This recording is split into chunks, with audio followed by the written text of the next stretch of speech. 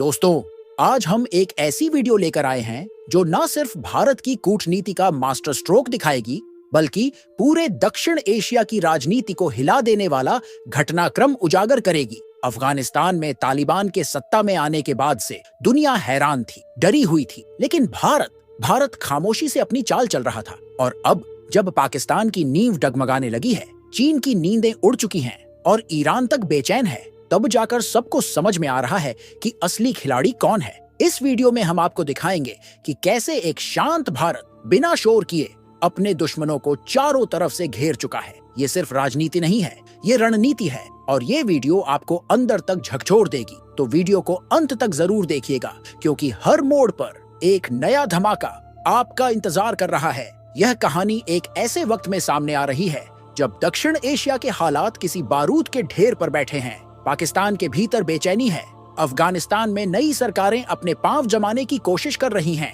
और भारत हर चाल सोच समझकर लेकिन बेहद तेजी से चल रहा है। दिल्ली से लेकर काबुल तक इस वक्त जो कुछ भी हो रहा है वो आने वाले वक्त में इस पूरे क्षेत्र की तस्वीर को बदल सकता है। और शायद इसी वजह से हाल ही में अफगानिस्तान की राजधानी काबुल में हुई एक मीटिंग ने पूरी दुनिया का ध्यान अपनी ओर खींच लिया है। यह कोई आम बैठक नहीं थी, ये थी एक ऐसी गुप्त बातचीत जिसने पाकिस्तान की नींदें उड़ा दी हैं, चीन को सतर्क कर दिया है और भारत को एक नए रणनीतिक स्तर पर स्थापित कर दिया है। ये बातचीत हुई भारत और अफगानिस्तान के बीच। भारत ने अपने विदेश मंत्रालय के वरिष्ठ अधिकारी आनंद प्रकाश को एक प्रतिनिधिमंडल के साथ काबुल भेजा। वहां पर उनकी मुलाकात हुई तालिबान शासन के कार्यवाहक विदेश मंत्री आमिर खान मुत्ताकी से। अब आप सोच सकते हैं कि एक ऐसी सरकार के साथ जिसे दुनिया के कई देश आज भी मान्यता नहीं देते, भारत बातचीत क्यों कर रहा है। लेकिन यही तो भारत की रणनीति है, जिसे हर कोई देख नहीं पाता, समझ नहीं पाता, लेकिन जब उसका असर सामने आता है तो पूरी दुनिया हिल जाती है। इस बैठक में क्या हुआ, इसका एक एक पहलू पाकिस्तान के लिए खतरे की घंटी है। अफगानिस्तान की जमीन से भारत ने एक ऐसा संदेश दिया है जो साफ करता है कि आने वाले वक्त में पाकिस्तान चारों तरफ से घिरने वाला है। जब से अफगानिस्तान में तालिबान ने सत्ता संभाली है, पाकिस्तान को ये उम्मीद थी कि वहाँ की सरकार उसकी कठपुतली बनेगी, लेकिन हालात इससे बिल्कुल उलट होते गए।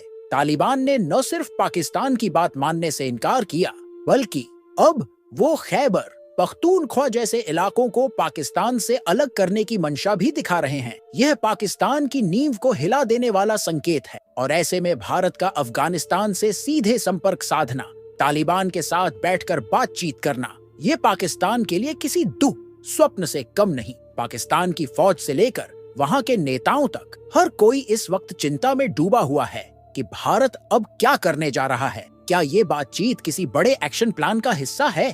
क्या भारत पाकिस्तान के खिलाफ एक नई रणनीति बना चुका है जिसमें अफगानिस्तान की भूमिका बेहद महत्वपूर्ण है? क्योंकि यह कोई साधारण राजनयिक बातचीत नहीं थी। यह मुलाकात ऐसे समय पर हुई जब भारत के जम्मू कश्मीर में एक बड़ा आतंकी हमला हुआ था, जिसमें पाकिस्तान का हाथ साफ नजर आ रहा था। इस हमले के बाद पूरी दुनिया की नजर भारत पर थी कि भारत कब और कैसे जवाब देगा। और तभी सामने आई ये खबर कि भारत और अफगानिस्तान के बीच एक सीक्रेट मीटिंग हुई है। ये खबर बाहर आते ही मुस्लिम देशों की धड़कनें तेज हो गईं। सबसे ज्यादा परेशानी पाकिस्तान को हुई, क्योंकि अगर अफगानिस्तान भारत के साथ खुलकर आ गया तो पाकिस्तान के लिए न भागने की जगह बचेगी न छुपने की। भारत का यह कदम पूरी तरह से रणनीतिक है। जब 1971 में भारत ने बांग्लादेश को आजादी दिलाई थी, तब भी कुछ ऐसा ही हुआ था। अमेरिका और पाकिस्तान एक साथ भारत पर चढ़ने की तैयारी कर रहे थे, लेकिन तभी भारत ने रूस से समझौता कर लिया था। आज वही कहानी दोहराई जा रही है। फर्क बस इतना है कि इस बार पाकिस्तान को चारों तरफ से घेरने के लिए भारत ने अफगानिस्तान को अपने पक्ष में कर लिया है। लेकिन सिर्फ यही बात खत्म नहीं होती। इस मुलाकात में व्यापार और निवेश की भी चर्चा हुई।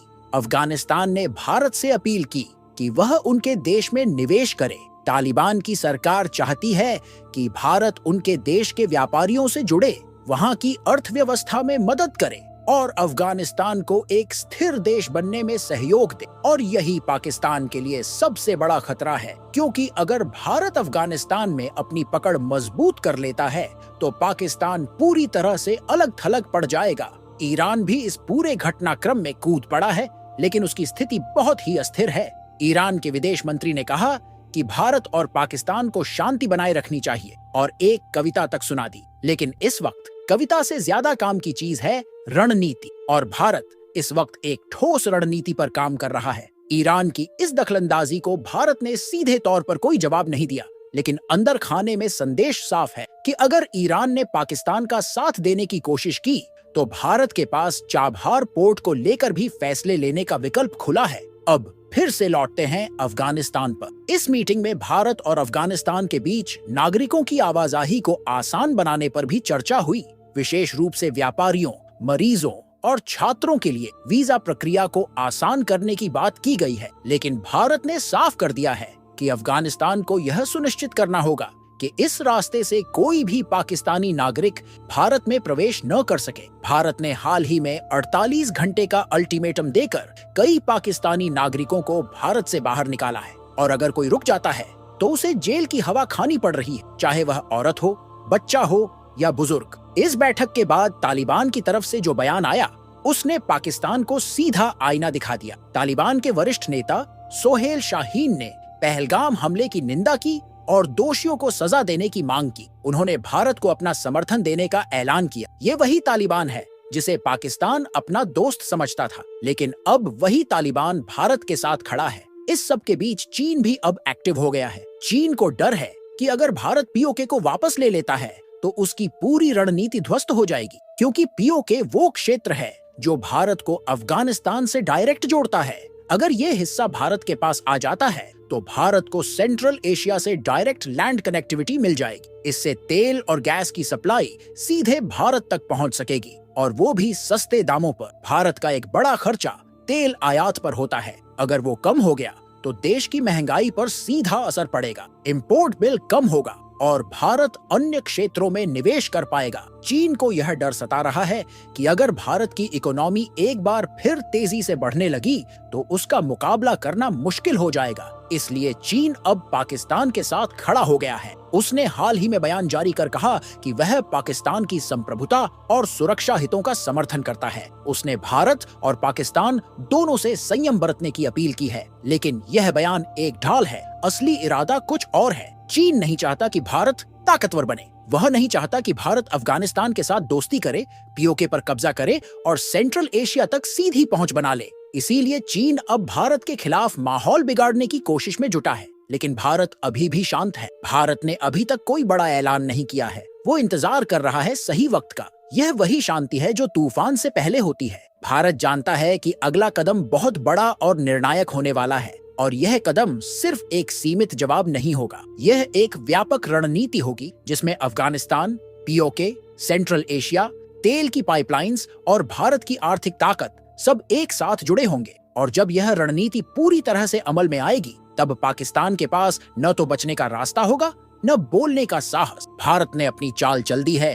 अफगानिस्तान अब भारत के साथ खड़ा है। पाकिस्तान को ये बात जितनी जल्दी समझ में आ जाए उसके लिए बेहतर होगा, क्योंकि अब सिर्फ समय की बात है और फिर इतिहास खुद को दोहराएगा, लेकिन इस बार और भी निर्णायक रूप में। तो दोस्तों, अगर आपको ये वीडियो पसंद आया हो तो इसे लाइक और शेयर जरूर करें, और अगर आपने अभी तक चैनल को सब्सक्राइब नहीं किया है तो जल्दी से कर लें, ताकि आप हमारे आने वाले हर वीडियो का हिस्सा बन सकें। बाकी आपकी राय और सवालों का हम हमेशा इंतजार करते हैं, तो नीचे कमेंट करके हमें जरूर बताइए कि इस पर आपकी क्या राय है। धन्यवाद।